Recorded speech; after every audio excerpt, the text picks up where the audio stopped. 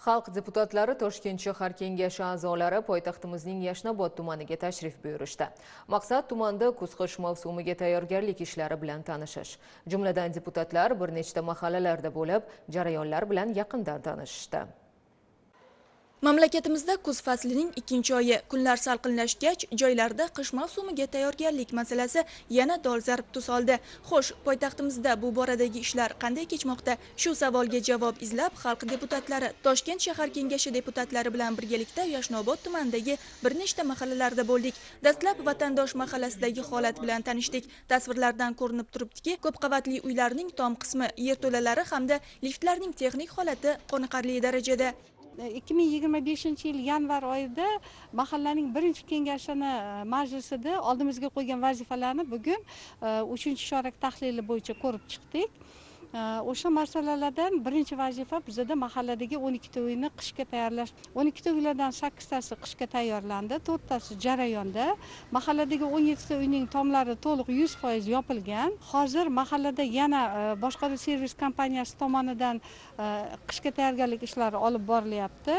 Agar bu yil reja bo'yicha o'sha uylarni yerto'la qismini hammasini 100% ta'mirlab olsa, keyingi vazifalar kirish yo'laklari, bolalar maydonchalariga keyingi yildan boshlab ahamiyat beramiz degan umiddamiz.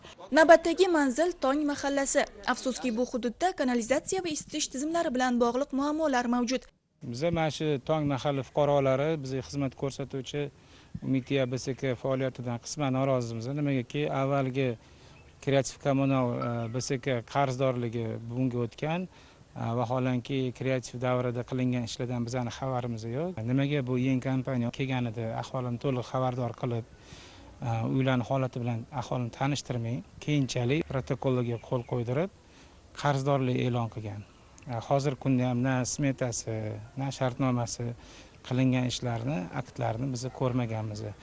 Guvohi bo'lganingizdek, Tong mahallasini o'sha 18-ko'p qavatli uyda ham bo'lib o'tdik. O'tda o'sha boshqaruv servis kompaniyasidan aholini biroz norozigarchiligi borligini bildik. Aholi bu bo'yicha bizga murojaat qildi.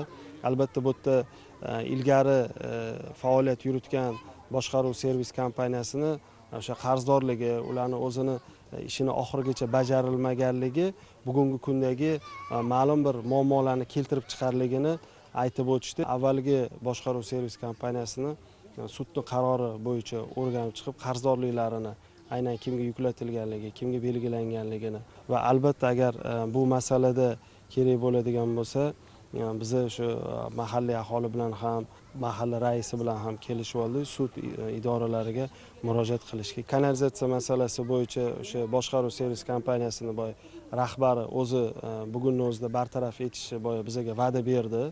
Shundan so'ng Olmos mahalla fuqarolar yig'ini hududidagi elektr tarmoqlari podstansiyasida bo'ldik. Mutaxassislarning ma'lum qilishicha, hozirgi kunda Yashnobod tumanida kuz-qish mavsumiga tayyorgarlik doirasida 66 ta transformator punkti, 150 km havo liniyasi joriy ta'mirdan chiqarilgan. Ayrim joylarda esa mukammal ta'mirlash ishlari amalga oshirilgan. Hozirgi kunda Yashnobod podstansiyasida qurilgan Olmos podstansiyasi to'liq ishga tushirilgan. Olmos podstansiyasi bu tuzelni 4 ta massivini elektr energiyasi bilan ta'minlaydi. Bu kuz-qish mavsumida yuklamani oshib ketishi, avariya holatlarini oldini oladi. Hamda Qibray tomonidan o'tkazilgan 8 ta mahallani 4 tasini ta'minlaydi. Undan tashqari Yashnobod tumanidagi Olimpiya shaharchasi yonida qurilgan Yangi O'zbekiston podstansiyasi Yashnobod tumaniga Qibraydan o'tkazilgan 8 ta mahallani to'liq elektr energiyasi bilan ta'minlashga ulandi. Kuz-qish mavsumiga o'tkazishga to'liq tayyor Yashnobod elektr tarmoqlari korxonasi. Shuningdek, tumandagi 339-maktabdagi tayyorgarlik jarayonlari ham o'rganildi. Maktabdagi isitish tizimi, quvurlar, sinfxonalar, oshxona va sanitar gigiyena xonalarining holati deputatlar tomonidan ko'zdan kechirildi. Xonzoda Begim Avdiyeva, Avaz Xolmuminov, Poytaxt.